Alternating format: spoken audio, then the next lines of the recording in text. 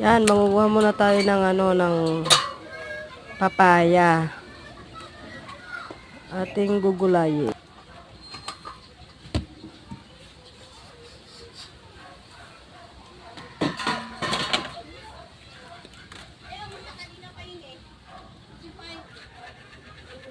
At ayun, nakakuha na tayo ng ating papayang panggulay.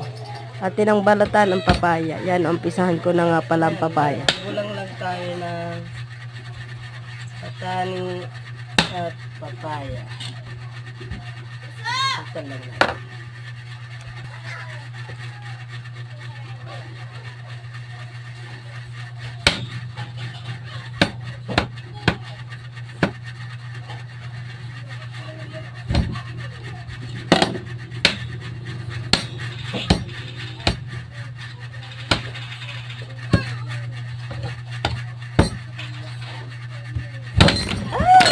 Ayun, at tumalsik ang ating papaya. Ayun, nadali ng papaya ang ating cellphone. Habang ako'y nagagayat ng papaya, mayroong busy sa likod kong bata, nagsa-cellphone. Ayan. At nabayak na natin ang ating papaya. Ouch.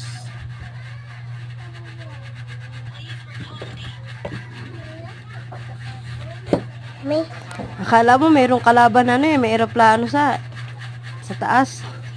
Electric pan lang po yan. Yan guys, tanggalan lang muna natin ang buto. Gulang lang natin.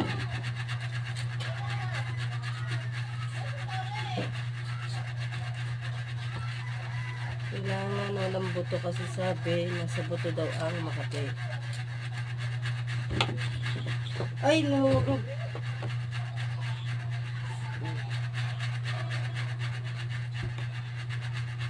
Hugasan pa naman.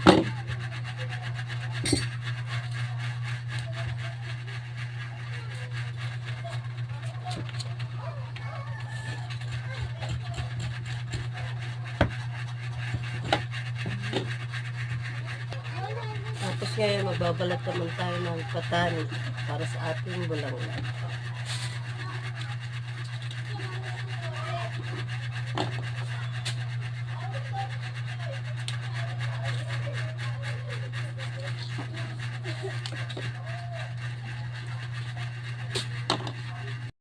Yan guys, maghihiwa na tayo ng papaya.